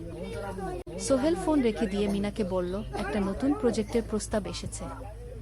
একটা এতিমখানা বানানোর কাজ। সরকারি প্রজেক্ট উ। তুমি নেবে? অবশ্যই। এটা আমার স্বপ্নের প্রজেক্ট। যেসব বাচ্চাদের বাবা মা নেই তাদের জন্য একটা সুন্দর জায়গা উ। মিনা হাসল। তুমি কখনো বদলাও না, এখনো অন্যদের কথা ভাবো উ। এটাই তো জীবন মিনা। শুধু নিজের জন্য বাঁচলে কি হবে? 49 অধ্যায়, উত্তরাধিকার। 10 বছর আরও কেটে গেল। সোহেল এখন 55 বছরের। তার চুলে পাক ধরেছে, কিন্তু শক্তি এখনো আগের মতোই। সারা এখন 19 বছরের। সে বিশ্ববিদ্যালয়ে ইঞ্জিনিয়ারিং পড়ছে। সে চায় বাবার মতো কনস্ট্রাকশন ইন্ডাস্ট্রিতে কাজ করতে। একদিন সারা বাবাকে বলল, বাবা আমি তোমার কোম্পানিতে কাজ করতে চাই। এখনো তো তোর পড়াশোনা বাকি। জানি, কিন্তু আমি এখন থেকেই শিখতে চাই। ছুটির দিনে তোমার সাথে সাইটে যেতে চাই, দেখতে চাই কিভাবে কাজ হয়। সোহেল খুশি হয়ে গেল। তার মেয়ে তার পথ অনুসরণ করতে চায়। ঠিক আছে, কিন্তু শর্ত হলো তোকে সবকিছু নিজ থেকে শিখতে হবে। কোনো স্পেশাল ট্রিটমেন্ট পাবি না গি। আমি তো তাই চাই বাবাগু। সারা তার বাবার সাথে কাজ শিখতে শুরু করল। সে দেখল কিভাবে শ্রমিকরা কাজ করে, কিভাবে ম্যাটেরিয়াল বাছাই করতে হয়, কিভাবে একটা প্রজেক্ট ম্যানেজ করতে হয়। সোহেল তাকে কোনো সহজ পথ দিল না। সারাকেও সবার মতো কষ্ট করতে হলো। সাইটে রোদে দাঁড়িয়ে থাকতে হলো, শ্রমিকদের সাথে কথা বলতে হলো, কিন্তু সারা হাল ছাড়ল না। সে তার বাবার মেয়ে, পরিশ্রম করতে জানে। 3 বছর পর সারা গ্রাজুয়েট হলো। সে সোহেলের কোম্পানিতে জুনিয়র প্রজেক্ট ম্যানেজার হিসেবে যোগ দিল। সোহেল ধীরে ধীরে সারাকে বড় দায়িত্ব দিতে শুরু করল। সারা তার বাবার মতোই সৎ, পরিশ্রমী। 20 অধ্যায়, সমাপ্তি নয়, নতুন শুরু। আরও 5 বছর পর সোহেল এখন 60 বছরের। সে সিদ্ধান্ত নিল এবার অবসর নেওয়ার সময় এসেছে। কোম্পানির দায়িত্ব সারাকে দেবে। একটা অনুষ্ঠান করা হলো। সোহেল আনুষ্ঠানিকভাবে কোম্পানির চেয়ারম্যান পদ থেকে অবসর নিল। সারা হলো নতুন ম্যানেজিং ডিরেক্টর। সোহেল তার বক্তব্যে বলল, আমি যখন এই শহরে এসেছিলাম আমার পকেটে ছিল মাত্র 5,000 টাকা, একটা ছোট্ট ব্যাগ, আর অনেক স্বপ্ন। আজ 40 বছর পর আমি পেছনে ফিরে তাকাই, দেখি একটা দীর্ঘ পথ। সেই পথে অনেক কষ্ট ছিল, অনেক বাধা ছিল, কিন্তু ছিল অনেক ভালোবাসাও, অনেক মানুষের সাহায্যও। আমি বিশ্বাস করি সফলতা একা আসে না, এটা আসে অনেক মানুষের সমর্থন, ভালোবাসা আর বিশ্বাস নিয়ে। আমি যা কিছু অর্জন করেছি তা আমার একার না, এটা আমার পরিবারের, আমার কর্মচারীদের, আমার বন্ধুদের, সবার। আজ আমি আমার মেয়ে সারার হাতে এই দায়িত্ব তুলে দিচ্ছি। আমি জানি সে আমার চেয়ে ভালো করবে, কারণ সে শিখেছে আমার ভুল থেকে, আমার অভিজ্ঞতা থেকে। অনুষ্ঠান শেষ হলো, সবাই চলে গেল। সোহেল আর মিনা অফিসে একা দাঁড়িয়ে রইল। মিনা, মনে আছে আমরা প্রথম কখন দেখা হয়েছিলাম? হ্যাঁ, তোমার সেই ছোট্ট মুদি দোকানে তুমি বিস্কুট কিনতে এসেছিলে। কে ভেবেছিল সেই দিন থেকে আমাদের এই পর্যস্বপ্নের শহর। প্রথম অধ্যায়, যাত্রা শুরু। সকাল 7টা বেজে গেছে। ঢাকার কমলাপুর রেল স্টেশনে মানুষের ভিড়, চারদিকে চা বিস্কুট বিক্রেতাদের চিৎকার, ট্রেনের হর্ন আর যাত্রীদের কোলাহল। এই বিশাল ভিড়ের মধ্যে একটা ছোট্ট ব্যাগ হাতে দাঁড়িয়ে আছে সোহেল। বয়স মাত্র 22, গায়ের রং শ্যামলা, চোখে স্বপ্নের ঝিলিক। ভাইজা, চট্টগ্রামের টিকিট আছে? সোহেল টিকিট কাউন্টারের সামনে দাঁড়িয়ে জিজ্ঞেস করল। আছে। 300 টাকা। কাউন্টারের লোকটা উত্তর দিল। সোহেল তার পকেট থেকে টাকা বের করল, মোট 5000 টাকা। এই টাকা সে জমিয়েছে গত 3 বছরে রিক্সা চালিয়ে। তার স্বপ্ন ছিল চট্টগ্রাম গিয়ে একটা ভালো চাকরি পাওয়া। গ্রামে আর থাকতে চায় না সে। বাবা মারা গেছেন 10 বছর আগে। মা আর ছোট বোন ঋতুকে নিয়ে সংসার চালাচ্ছিল রিক্সা চালিয়ে। কিন্তু এভাবে তো আর সারা জীবন চলবে না। টিকিট কেটে সোহেল প্ল্যাটফর্মে এলো। ট্রেন ছাড়বে আর মাত্র 15 মিনিট পরে। সে একটা বেঞ্চে বসে পড়ল, ব্যাগটা বুকের কাছে চেপে ধরল। এই ব্যাগে আছে তার সব সম্পদ, কিছু কাপড়, একটা ছোট্ট ফটো ফ্রেমে বাবা মায়ের ছবি, আর কিছু টাকা। কোথায় যাচ্ছেন? পাশে বসা একজন বয়স্ক মানুষ জিজ্ঞেস করলেন। চট্টগ্রাম কাকা। চাকরি খুঁজতে যাচ্ছি। কে? সোহেল বিনয়ের সাথে উত্তর দিয়ে। ভালো, তবে শহরে সাবধানে থাকবেন। শহর মানে অনেক সুযোগ, কিন্তু অনেক ফাঁদও আছে। বয়স্ক লোকটা বললেন। সোহেল মাথা নাড়ল। সে জানে শহরের জীবন সহজ না, কিন্তু তার কোনো বিকল্প নেই। গ্রামে রিক্সা চালিয়ে মাসে 3500 টাকা আয় হতো। তার মধ্যে সংসার চালাতে হতো, বোনের স্কুলের খরচ দিতে হতো, মায়ের ওষুধের খরচ দিতে হতো। কিছুই বাঁচত না। আর এই জীবন থেকে বেরোনোর একটাই পথ, শহরে গিয়ে ভালো কাজ খুঁজে নেওয়া। সোহেল মনে মনে ভাবল তার বাবার কথা। বাবা ছিলেন একজন স্কুল শিক্ষক, খুব সৎ মানুষ ছিলেন। সবসময় বলতেন, সোহেল, তুই লেখাপড়া শিখে বড় মানুষ হবি। আমাদের পরিবারে আর কেউ বড় চাকরি করেনি, তুই করবি। কিন্তু বাবা যখন মারা গেলেন তখন সোহেল মাত্র এসএসসি পরীক্ষা দিয়েছে। ফলাফল ভালো হয়েছিল, জিপিএ অর্ধচতুর। কিন্তু বাবার মৃত্যুর পর আর পড়া হলো না। পরিবারের দায়িত্ব নিতে হলো। ট্রেন ছাড়ল। সোহেল জানালার পাশে বসে বাইরে তাকাল। ধানক্ষেত, নদী, ছোট ছোট গ্রাম, সব পেছনে ফেলে ট্রেন এগিয়ে চল। সোহেলের মনে হলো সে যেন তার পুরনো জীবনটাকেও পেছনে ফেলে আসছে। ট্রেনে একজন হকার এসে চা বিক্রি করছিল। সোহেল একটা চা কিনল, 10 টাকা। চা খেতে খেতে সে ভাবছিল, চট্টগ্রাম পৌঁছে কি হবে? করিম মামা তাকে সাহায্য করবেন তো? চাকরি পাওয়া যাবে তো? করিম মামা আসলে সোহেলের খুব দূর সম্পর্কের মামা। সোহেলের দাদির বোনের ছেলে। অনেক বছর আগে গ্রাম ছেড়ে চট্টগ্রামে চলে গিয়েছিলেন। সেখানে একটা কনস্ট্রাকশন কোম্পানিতে কাজ করেন। বছরে একবার দুবার গ্রামে আসতেন। গত বছর যখন এসেছিলেন তখন সোহেলের মাকে বলেছিলেন, সোহেলকে চট্টগ্রাম পাঠান, আমি একটা কাজের ব্যবস্থা করে দেব। সেই কথাতেই ভরসা করে সোহেল আজ এই যাত্রা। দ্বিতীয় অধ্যায়, নতুন শহর। চট্টগ্রাম পৌঁছাতে প্রায় 6 ঘন্টা লেগে গেল। দুপুর 1টা বাজে। সোহেল স্টেশন থেকে বের হয়ে শহরের রাস্তায় দাঁড়াল। কি বিশাল শহর! এত গাড়ি, এত মানুষ। চারদিকে উঁচু উঁচু বিল্ডিং, দোকানপাট, মানুষের ভিড়। সোহেল কিছুক্ষণ দাঁড়িয়ে থাকল, সব কিছু দেখতে দেখতে। তার মনে হচ্ছিল সে যেন অন্য কোনো পৃথিবীতে এসে পড়েছে। তার পকেটে একটা ছোট্ট কাগজ আছে, সেখানে লেখা একটা ঠিকানা, করিম মিয়া, বাড়ি নং 23, রোড নং 5, আগ্রাবাদ, চট্টগ্রামকে। সোহেল একটা রিক্সা ডাকল। কত নেবেন আগ্রাবাদ যেতে?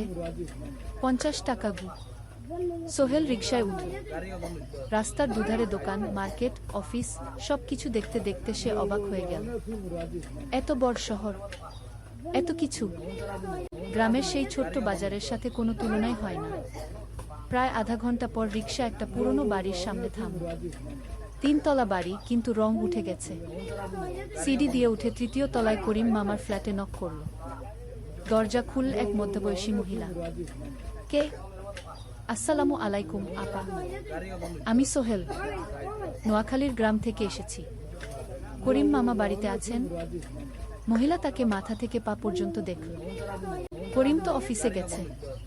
তুমি কে? কোথা থেকে এসেছ? সোহেল সব খুলে বলল। মহিলা তাকে ভেতরে ঢুকতে দিল। বসো। করিম সন্ধ্যায় ফিরবে গু। ফ্ল্যাটটা ছোট, 2টো রুম, একটা ছোট্ট রান্নাঘর আর একটা বাথরুম।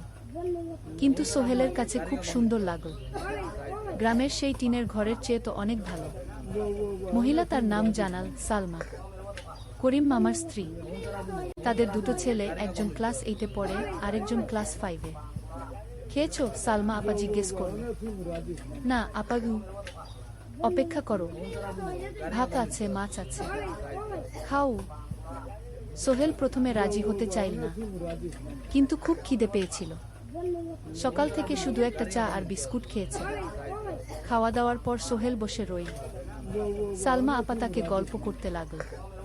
তোমার মা কেমন আছেন? তোমার বোন? ভালো আছে আপা, মার একটু গেটে বাত আছে, ওষুধ খাচ্ছেন। বোন স্কুলে পড়ে কু।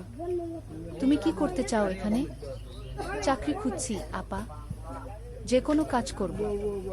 বাসায় মা আর বোনকে টাকা পাঠাতে হবে। সালমা আপা মাথা নাড়ল। করিম তোমার জন্য কিছু একটা করবে, সে ভালো মানুষ। সারাদিন অপেক্ষা করু সোহেল।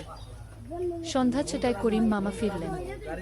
50-এর কাছাকাছি বয়স, কালো রঙের প্যান্ট শার্ট পরা, হাতে একটা ব্যাগ। আরে সোহেল, কবে এলি? করিম মামা খুশি হয়ে বললেন। আজ সকালে মামা। করিম মামা তাকে জড়িয়ে ধরলেন। অনেকদিন পর দেখলাম। কেমন আছিস? ভালো আছি মামা গি।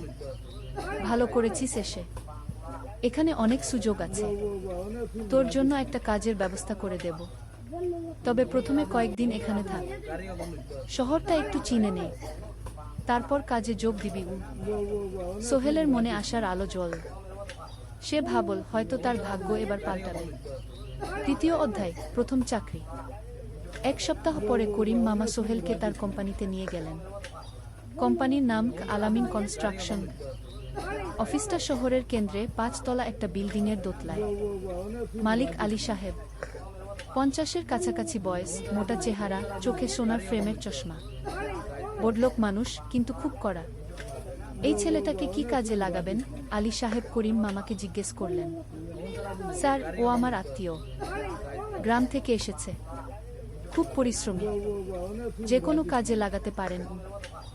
আলী সাহেব সোহেলের দিকে তাকালেন। তুমি কি পড়েছ?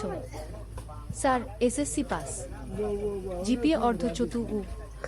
হুম, ভালো। কম্পিউটার চালাতে পারো? না স্যার, পারি না, কিন্তু শিখতে চাই। আলী সাহেব একটু ভাবলেন। ঠিক আছে, তোমাকে অফিসের কাজে রাখব, ফাইল গুছানো, চা বানানো, কাগজপত্র নিয়ে যাওয়া, না এসব। মাসে 5,000 টাকা। রাজি আছো? জি স্যার। সোহেল খুশি হয়ে গেল।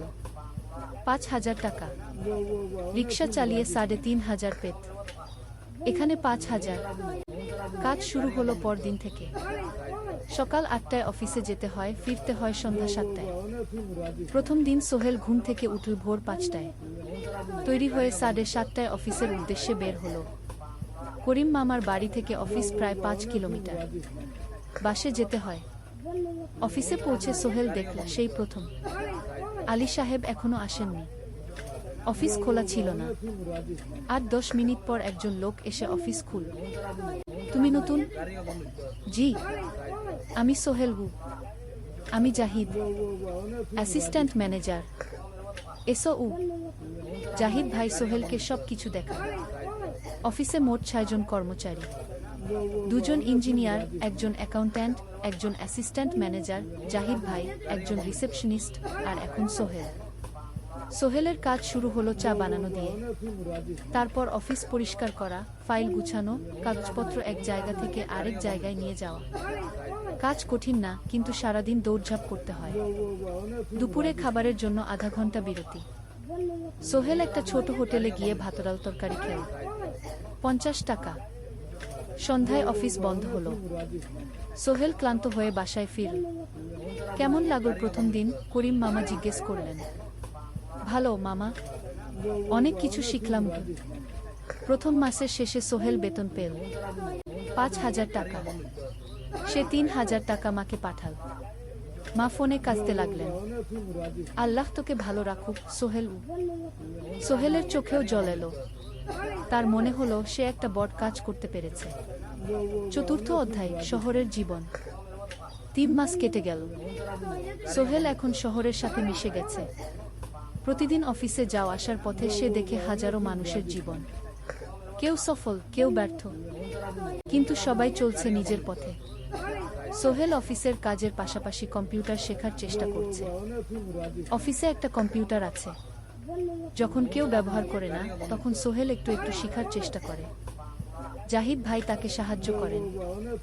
সোহেল, তুমি যদি কম্পিউটার ভালোভাবে শিখতে পারো, তাহলে তোমার ভবিষ্যৎ উজ্জ্বল। জাহিদ ভাই একদিন বললেন।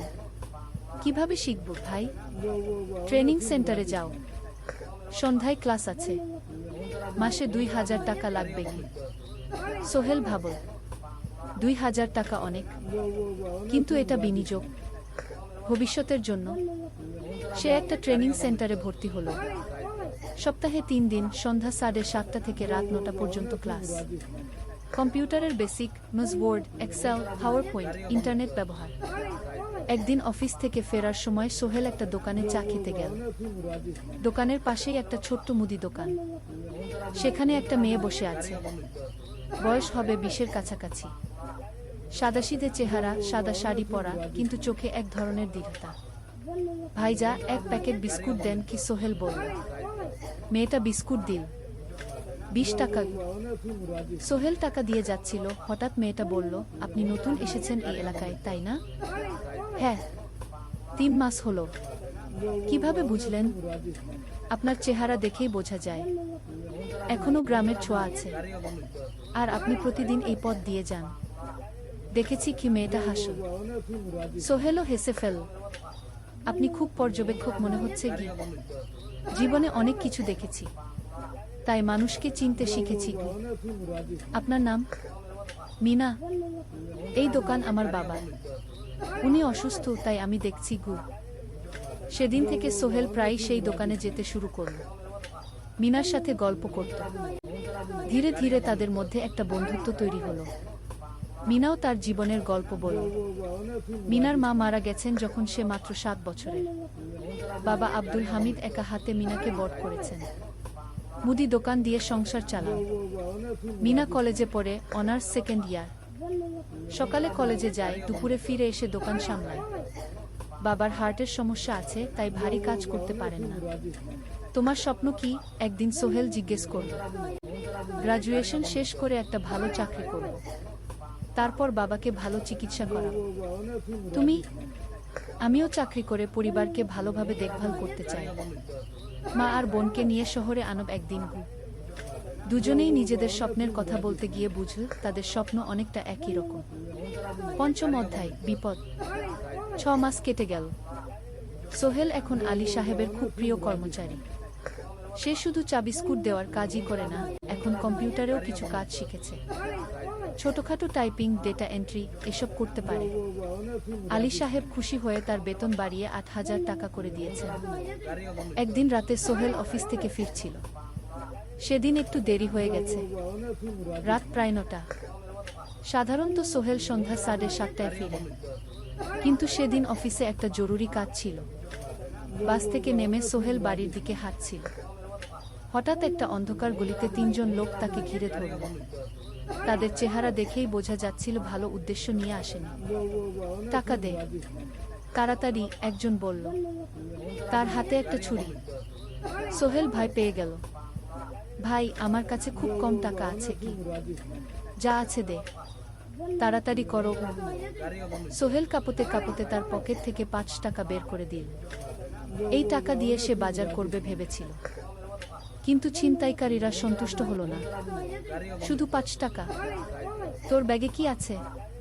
তারা সোহেলের ব্যাগ কেড়ে নিল। ব্যাগে ছিল তার মোবাইল, কম্পিউটার ট্রেনিং সেন্টারের সার্টিফিকেট আর কিছু গুরুত্বপূর্ণ কাগজপত্র। না ভাই, ব্যাগটা ফেরত দেন, ওতে আমার জরুরি জিনিস আছে। মোবাইল নিয়ে নেন, কিন্তু ব্যাগটা দেন। কিন্তু ওরা শুনল না। একজন সোহেলকে জোরে ধাক্কা দিল। সোহেল পড়ে গেল। মাথা রাস্তার কংক্রিটে ধাক্কা লেগে গেল। রক্ত বের হলো। ৩ জন দৌড়ে পালিয়ে গেল। কিছুক্ষণ সোহেল অজ্ঞান হয়ে পড়ে রইল। তারপর ধীরে ধীরে জ্ঞান ফিরল। মাথায় প্রচণ্ড ব্যথা। সে উঠে দাঁড়ানোর চেষ্টা করল, কিন্তু মাথা ঘুরছিল। কোনোমতে একটা দেয়াল ধরে দাঁড়াল।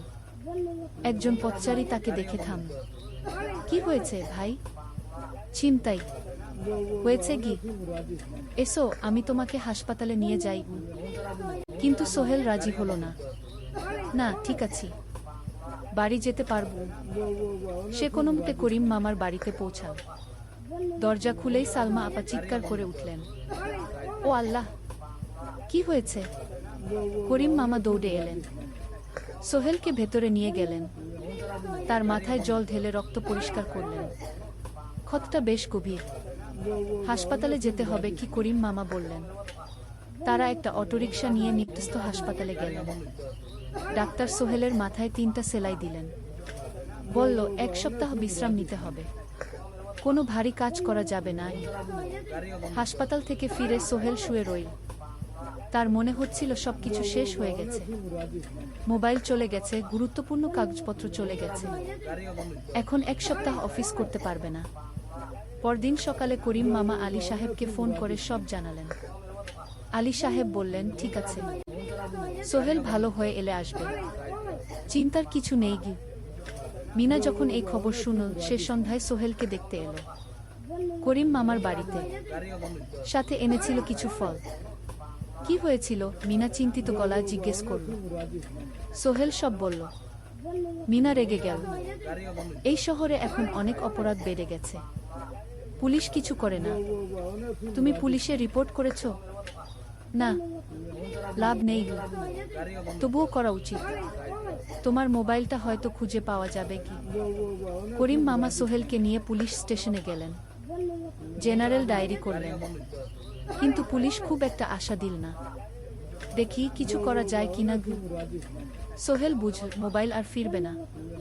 সেই ১ সপ্তাহ সোহেলের জীবনের সবচেয়ে কঠিন সময় ছিল। সে শুধু শারীরিকভাবে ক্ষতিগ্রস্ত হয়নি, মানসিকভাবেও ভেঙে পড়েছিল। প্রতি রাতে দুঃস্বপ্ন দেখত। সেই ৩ জন ছিনতাইকারীর মুখ ভুলতে পারছিল না। মিনা প্রায় প্রতিদিন আসত, তাকে সাহস দিত, তুমি হাল ছেড়ো না সোহেল, জীবনে এরকম খারাপ সময় আসে। কিন্তু এটা কাটিয়ে ওঠাই হলো আসল বীরত্ব। সোহেলের মা গ্রাম থেকে ফোন করতেন, করিম মামার মোবাইল থেকে। তুই ভালো আছিস তো? সোহেল মাকে সব সত্যি বলেনি, শুধু বলেছে, হ্যাঁ মা, ভালো আছি, একটু জ্বর হয়েছিল, এখন ভালো। ১ সপ্তাহ পর সোহেল আবার অফিসে গেল। আলী সাহেব তাকে দেখে খুশি হলেন। কেমন আছো? ভালো আছি স্যার। ঠিক আছে, তবে প্রথম কয়েকদিন হালকা কাজ করবে। সোহেল আবার কাজে মন দিল। কিন্তু একটা জিনিস তাকে খুব কষ্ট দিচ্ছিল, তার মোবাইল নেই। মায়ের সাথে কথা বলতে পারছে না নিয়মিত। করিম মামার মোবাইল চাইতে সংকোচ লাগে। একদিন জাহিদ ভাই তাকে ডাকলেন, সোহেল, আমার একটা পুরনো মোবাইল আছে, তুমি ব্যবহার করো? না ভাই, আমি নাও, আমার কাজে লাগছে না, তুমি রাখো গু। সোহেল কৃতজ্ঞতায় প্রায় কেঁদে ফেল। ধন্যবাদ ভাই। মোবাইল পেয়ে সোহেল প্রথমেই মাকে ফোন করল। মা খুব খুশি হলেন। এতদিন ফোন করিসনি কেন? মা, মোবাইলটা নষ্ট হয়ে গিয়েছিল, নতুন নিয়েছি। মায়ের গলায় স্বস্তি ফুটে উঠল। ৬ষ্ঠ অধ্যায়, নতুন সুযোগ। আরও ৩ মাস কেটে গেল। সোহেল পুরোপুরি সুস্থ হয়ে গেছে। তার জীবন আবার স্বাভাবিক হয়ে এসেছে। সে এখন কম্পিউটার ট্রেনিং শেষ করেছে, সার্টিফিকেট পেয়েছে। কিন্তু একটা ঘটনা তার জীবনে বড় পরিবর্তন নিয়ে এলো। একদিন সকালে আলী সাহেব তাকে ডাকলেন, সোহেল বসো। সোহেল বসো। মনে একটু ভয় লাগছিল। আলী সাহেব কি তাকে বকবেন? সোহেল, তুমি তো এখন কম্পিউটার চালাতে পারো? জি স্যার, একটু একটু শিখেছি। ভালো, আমি তোমার কাজ দেখছি। তুমি খুব পরিশ্রমী। আর সৎ। আমাদের কোম্পানিতে এরকম মানুষের দরকার। সোহেল কিছু বুঝতে পারছিল না। আমি তোমাকে একটা সুযোগ দিতে চাই। আমাদের কোম্পানি একটা ট্রেনিং প্রোগ্রাম চালু করছে নতুন কর্মচারীদের জন্য। 6 মাসের কোর্স। কম্পিউটার অ্যাকাউন্টিং, ভবন নির্মাণের হিসাব নিকাশ, প্রজেক্ট ম্যানেজমেন্ট সব শিখবে। কোম্পানি সব খরচ দেবে। ট্রেনিংয়ের সময় তোমার বেতনও চলবে। রাজি আছো? সোহেল বিশ্বাস করতে পারছিল না। স্যার, সত্যি আমাকে এত বড় সুযোগ দিচ্ছেন? হ্যাঁ, তুমি ভালো ছেলে, পরিশ্রমী। আমি তোমাকে এগিয়ে দিতে চাই। ভবিষ্যতে তুমি এই কোম্পানির একজন গুরুত্বপূর্ণ কর্মচারী হবে। সোহেল কৃতজ্ঞতায় প্রায় কেঁদে ফেল। ধন্যবাদ স্যার, আমি কঠোর পরিশ্রম করব। আমি জানি। সেদিন সন্ধ্যায় সোহেল মিনার দোকানে গেল। মিনাকে খবরটা দিল। মিনা খুব খুশি হলো। তার চোখে জল এসে গেল। তুমি পারবে সোহেল, আমি জানি।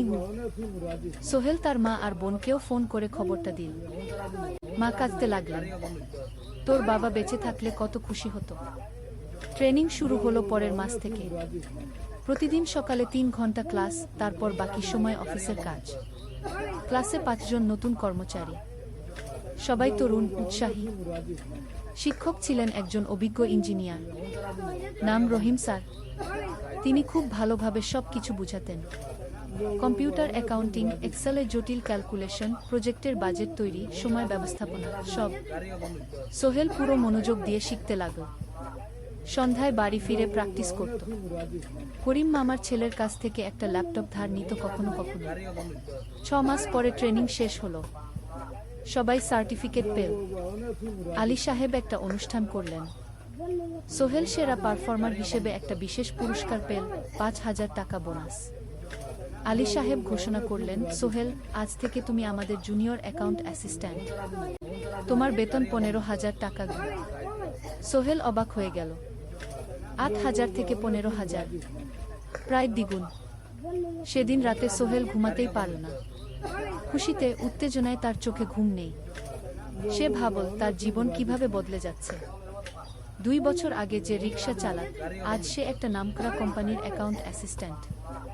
7ম অধ্যায়, প্রেম ও প্রস্তাব। 1.5 বছর হয়ে গেল সোহেলের চট্টগ্রাম আসা।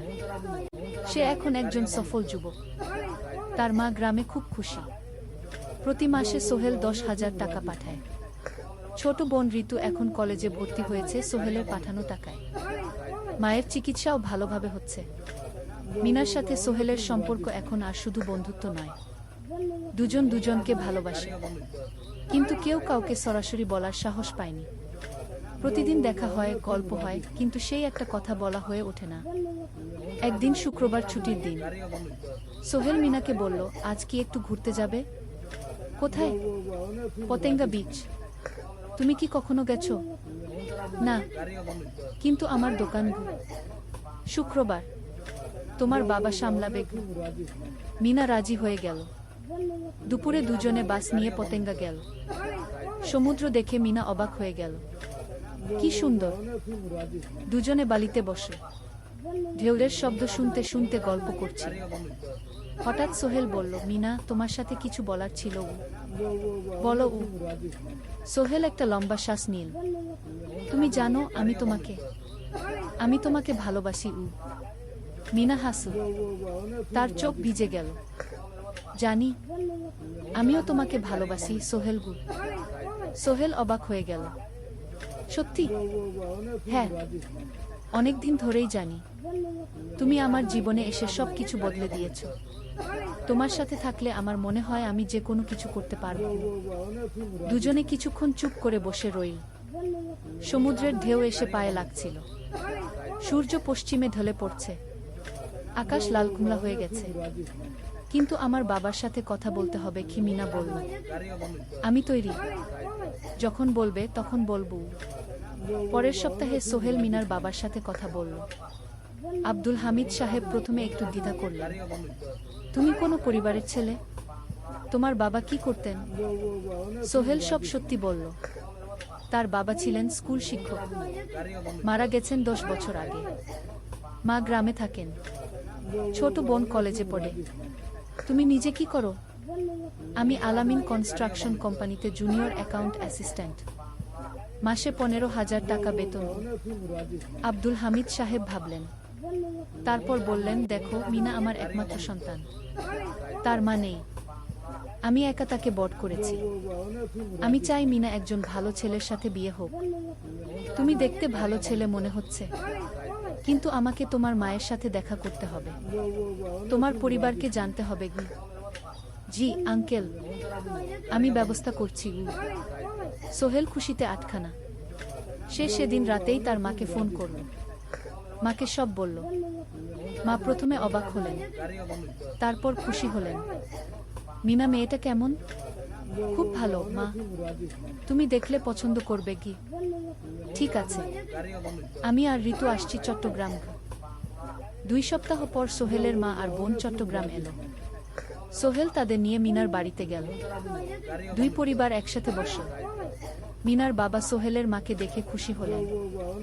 সোহেলের মা সহজ সরল ভদ্র মহিলা। আপনার ছেলে খুব ভালো, মিনা তাকে পছন্দ করে। আমিও রাজি গো। আব্দুল হামিদ সাহেব বললেন, আমার সোহেল সৎ ছেলে, মিনাকে খুব ভালোবাসে। আমি জানি ও মিনাকে সুখে রাখবে। কি? সোহেলের মা বললেন। বিয়ের তারিখ ঠিক হলো 3 মাস পর। এই 3 মাসে সোহেল যথেষ্ট টাকা জমাবে। বিয়ে হবে সাদামাটা কিন্তু সুন্দর। 8ম অধ্যায়, নতুন পথ। 3 মাস কেটে গেল দ্রুত। সোহেল প্রতিদিন কঠোর পরিশ্রম করছিল। অফিসে তার কাজের প্রশংসা হচ্ছে। আলী সাহেব তাকে এখন ছোটখাটো প্রজেক্টের হিসাব দেখতে দিচ্ছেন। সোহেল তার সঞ্চিত টাকা দিয়ে বিয়ের আয়োজন করল। বিয়ে হলো মিনার বাড়ির কাছের একটা কমিউনিটি সেন্টারে। খুব বেশি লোক আসেনি। 2 পরিবারের আত্মীয় স্বজন আর অফিসের কয়েকজন সহকর্মী। কিন্তু অনুষ্ঠান ছিল খুব সুন্দর। সোহেল যখন মিনাকে বিয়ের পোশাকে দেখল, তার মনে হলো পৃথিবীর সবচেয়ে সুন্দর মেয়ে সে। লাল শাড়ি পরা, মুখে হালকা মেকআপ, কিন্তু তার স্বাভাবিক সৌন্দর্য ছিল আসল। বিয়ের পর সোহেল একটা ছোট্ট ফ্ল্যাট ভাড়া নিল। 2 রুমের ফ্ল্যাট, মাসে ভাড়া 5,000 টাকা।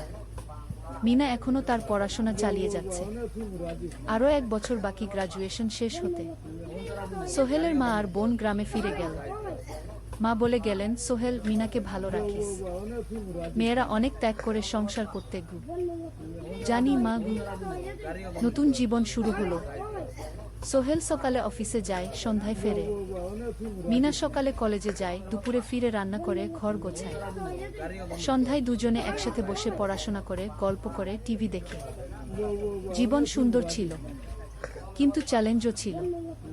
মাসিক খরচ, ভাড়া 5,000, বাজার 3,000, বিদ্যুৎ গ্যাস 1,000, মায়ের জন্য 5,000, মিনার কলেজের খরচ 1,200। মোট প্রায় 14,000 টাকা। বাঁচত মাত্র 1,000 খানিক। কিন্তু সোহেল হাল ছাড়ল না। সে সন্ধ্যায় একটা কম্পিউটার ট্রেনিং সেন্টারে পার্ট টাইম পড়ানো শুরু করল। সপ্তাহে 3 দিন 2 ঘন্টা করে। এতে মাসে আরও 3,000 টাকা আসতে লাগল। মিনাও বসে থাকল না। সে বাড়িতে বসে কয়েকজন স্কুলের ছাত্রছাত্রীকে টিউশন পড়াতে শুরু করল। মাসে 2,000 টাকা আয়। এভাবে কেটে গেল 6 মাস। দুজন মিলে পরিবার চালাচ্ছে, স্বপ্ন দেখছে। একদিন সোহেল বলল, মিনা, আমি একটা নতুন স্বপ্ন দেখছি গু। কি? আমি নিজে একটা ছোট্ট কনস্ট্রাকশন কোম্পানি খুলতে চাই। ছোট ছোট প্রজেক্ট নেব। বাড়ি মেরামত, ছোট বিল্ডিং বানানো, এসব। তোমার কি যথেষ্ট অভিজ্ঞতা আছে? আছে। আমি 2 বছর ধরে এই কাজের সাথে জড়িত। অনেক কিছু শিখেছি। আর আলী সাহেবও আমাকে সাহায্য করবেন। কিন্তু টাকা কোথায়? কোম্পানি খুলতে তো অনেক টাকা লাগবে কি? আমি জমাচ্ছি। আরও 1 বছর কাজ করব। তারপর চেষ্টা করব। মিনা তাকে সমর্থন দিল। তুমি পারবে, তোমার মধ্যে সেই শক্তি আছে কি? নবম অধ্যায়, চ্যালেঞ্জের সময়। কিন্তু ভাগ্য সবসময় অনুকূলে থাকে না। সোহেল যখন স্বপ্ন দেখছিল নিজের কোম্পানি খোলার, তখনই একটা বড় সমস্যা এলো। আলী সাহেবের কোম্পানি একটা বড় প্রজেক্ট পেয়েছিল, একটা 10তলা বিল্ডিং বানানোর কাজ। কিন্তু প্রজেক্টের প্রধান ইনভেস্টর হঠাৎ পালিয়ে গেল। তিনি কোম্পানির কাছ থেকে প্রায় 50 লাখ টাকা নিয়ে গেছেন, কিন্তু কাজ শেষ হয়নি। কোম্পানি বড় ক্ষতির মুখে পড়ল। আলী সাহেব অনেক কর্মচারীকে ছাঁটাই করতে বাধ্য হলেন। প্রায় 10 জনকে চাকরি থেকে বাদ দিলেন। বাকিদের বেতন কমাতে হলো। সোহেলকে আলী সাহেব ডেকে বললেন, সোহেল, আমি তোমাকে রাখতে চাই। তুমি বিশ্বস্ত কর্মচারী, কিন্তু তোমার বেতন কমাতে হবে 15,000 থেকে 10,000। সোহেল মনে মনে চিন্তায় পড়ে গেল। 10,000 টাকায় সংসার চলবে কিভাবে? মায়ের খরচ, ভাড়া, বাজার সব মিলিয়ে তো 14,000 টাকা লাগে। কিন্তু সে কিছু বলল না। ঠিক আছে স্যার। বাড়ি ফিরে সোহেল মিনাকে সব বলল। মিনা চিন্তিত হয়ে গেল। এখন কি হবে? চিন্তা করো না, আমি পার্ট টাইম টিউশনির সময় বাড়াব, আর তুমিও বেশি করে টিউশন নাও। কিন্তু আমার তো পড়াশোনাও আছে কি? জানি, কিন্তু এখন এটাই করতে হবে। সোহেল সন্ধ্যায় আরো 2টো জায়গায় পার্ট টাইম কাজ খুঁজল। একটা দোকানের সন্ধ্যায় হিসাব দেখার কাজ পেল, মাসে 2,000 টাকা। আরেকটা জায়গায় সপ্তাহান্তে কম্পিউটার রিপেয়ারের কাজ পেল, মাসে 1,500 টাকা। মিনাও 3 জন নতুন স্টুডেন্ট নীল টিউশনে। তার আয় বাড়ল 2,000 থেকে 3,500-এ। কঠিন সময় ছিল। সোহেল সকাল 8টায় অফিসে যেত, সন্ধ্যা 6টায় ফিরত। তারপর একটু বিশ্রাম নিয়ে 7:30টায় বের হতো পার্ট টাইম কাজে। রাত 10টায় বাড়ি ফিরত। রবি সোমবার কম্পিউটার রিপেয়ারের কাজ। মিনাও সকালে কলেজে যেত, দুপুরে ফিরে রান্না করত, তারপর বিকেলে টিউশন পড়াত। রাতে খাওয়া দাওয়ার পর পড়াশোনা করত। দুজনেরই শরীর খারাপ হতে শুরু করল। সোহেল একদিন অফিসে অজ্ঞান হয়ে পড়ে গেল। ডাক্তার দেখাতে নিয়ে গেল। ডাক্তার বলল, অতিরিক্ত পরিশ্রম, শরীরে পুষ্টির অভাব, ঠিকমতো খাচ্ছেন না মনে হচ্ছে কি? সত্যি কথা, খরচ বাঁচাতে সোহেল আর মিনা অনেক সময় কম খেত। মাংস মাছ কিনত সপ্তাহে একদিন, বাকি সময় শাকসবজি, ডাল। মিনা সোহেলকে বলল, আর নয় সোহেল, তুমি এভাবে নিজেকে শেষ করে ফেলছ। আমার পড়াশোনা বন্ধ করে দিই, আমি ফুল টাইম চাকরি করি কি? না, সোহেল জোর দিয়ে বলল, তোমার পড়াশোনা বন্ধ হবে না। আরও মাত্র 6 মাস বাকি, তুমি গ্রাজুয়েট হবেই। কিন্তু তুমি আমি ঠিক হয়ে যাব, চিন্তা করো না গে। কিন্তু পরিস্থিতি আরো খারাপ হলো যখন সোহেলের মায়ের অসুখ হলো। হার্টের সমস্যা, হাসপাতালে ভর্তি করতে হলো। খরচ 50,000 টাকা। সোহেলের হাতে এত টাকা কোথায়? সে করিম মামার কাছে ধার চাই। করিম মামা 20,000 টাকা দিলেন। বাকি 30,000 টাকা সোহেল একটা এনজিও থেকে ঋণ নিল। সুদের হার মাসে 2%। মায়ের চিকিৎসা হলো, তিনি সুস্থ হয়ে গেলেন। কিন্তু সোহেল এখন ঋণের বোঝায় পড়ে গেল। প্রতি মাসে 3,000 টাকা করে কিস্তি দিতে হবে। সেই রাতে সোহেল আর মিনা বিছানায় শুয়ে কথা বলছিল। সোহেল বলল, মিনা, আমি মনে হয় ভুল করেছি। শহরে এসে বিয়ে করে তোমাকে কষ্টে ফেলেছি। মিনা তার হাত ধরল। না সোহেল, তুমি ভুল করনি। জীবনে এরকম খারাপ সময় আসে, কিন্তু এটা কাটিয়ে ওঠাই হলো আসল শক্তি। আমরা একসাথে আছি, একসাথে থাকব, সবকিছু ঠিক হয়ে যাবে। মিনার কথায় সোহেল একটু সাহস পেল। হ্যাঁ, হাল ছাড়া যাবে না। 10ম অধ্যায়, আলোর দিকে। 3 মাস পরে পরিস্থিতি একটু ভালো হতে শুরু করল। আলী সাহেবের কোম্পানি একটা নতুন প্রজেক্ট পেল, একটা স্কুল বিল্ডিং বানানোর কাজ। কোম্পানি আবার স্থিতিশীল হতে শুরু করল। আলী সাহেব সোহেলকে ডেকে বললেন, সোহেল, আমি তোমার কঠোর পরিশ্রম দেখেছি। খারাপ সময়েও তুমি কোম্পানি ছেড়ে যাওনি। আমি কৃতজ্ঞ। আজ থেকে তোমার বেতন আবার 15,000 টাকা। সোহেল খুশি হয়ে গেল। ধন্যবাদ স্যার। মিনাও গ্রাজুয়েশন শেষ করল, ভালো ফলাফল করল। সে এখন চাকরি খুঁজছে। একদিন মিনা একটা প্রাইভেট স্কুলে শিক্ষিকার ইন্টারভিউ দিতে গেল। ইন্টারভিউ ভালো হলো, তাকে নিয়োগ দেওয়া হলো। বেতন 12,000 টাকা।